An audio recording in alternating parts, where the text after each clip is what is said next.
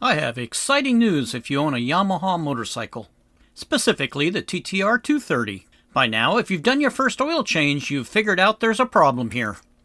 Yamaha doesn't do such a good job at selecting O-rings for their bikes. In this video, I'm going to show you 4 different solutions to this problem. Behind this oil filter cover is an O-ring. You'll notice when you remove the cover, that O-ring swelled up tremendously. Apparently, their O-rings don't handle contact with oil real well. Here, I have a brand new O-ring I purchased from Yamaha. Straight out of the package, I hold it up and it's way too big.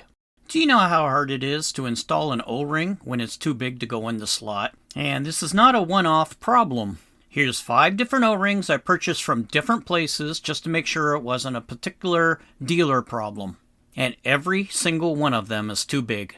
Okay, enough complaining. Here's the solution number 1. One of my subscribers was kind enough to suggest to me that I boil the O-ring. So, I created a double boiler. This is so the O-ring doesn't come into contact with the really hot bottom of the pot. I took my brand new $8 O-ring, which immediately jumped to $12 as soon as tariffs were announced. I then boiled it for about 10 to 15 minutes.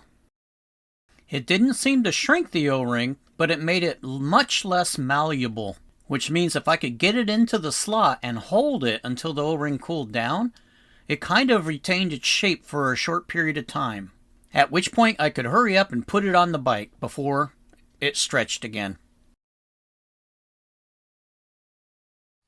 Okay, I put this O-ring in the freezer 5 hours ago. Somebody suggested I freeze it and see if it shrinks the O-ring.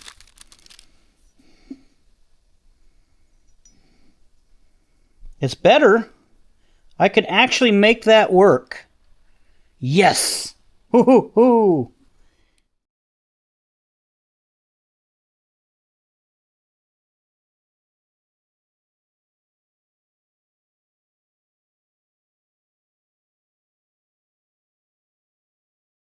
Break out your calipers and let's take some measurements. What we're going to do here is order a non-Yamaha O-ring off the internet. As I quickly learned, you have to know a lot of information before you can just order a random O-ring. To start out with, we need the cross-sectional diameter of the actual O-ring itself.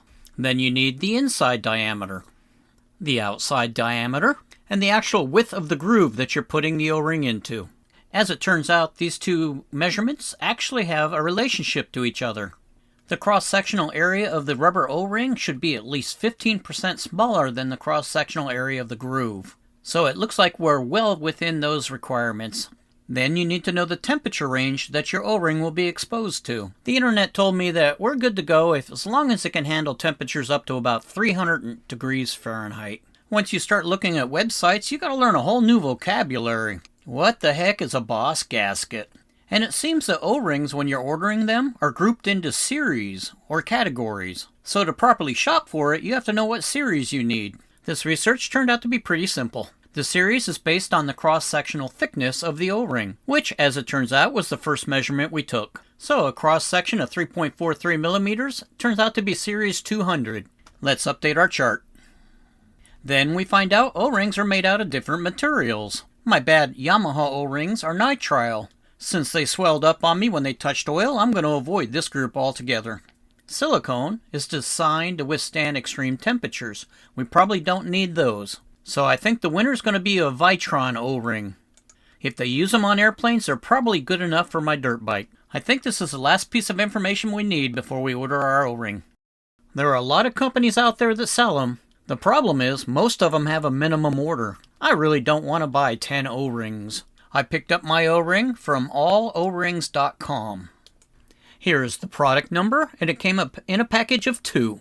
And a bonus was, they shipped it to a local store, so I didn't have to pay shipping.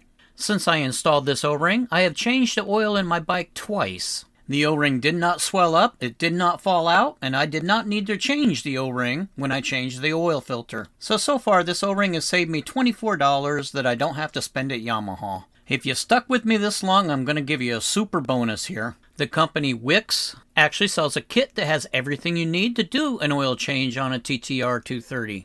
This is the kit part number for when you need to pick one up. It has both O-rings that you may need to use, as well as the oil filter. Well, thanks for watching and happy riding.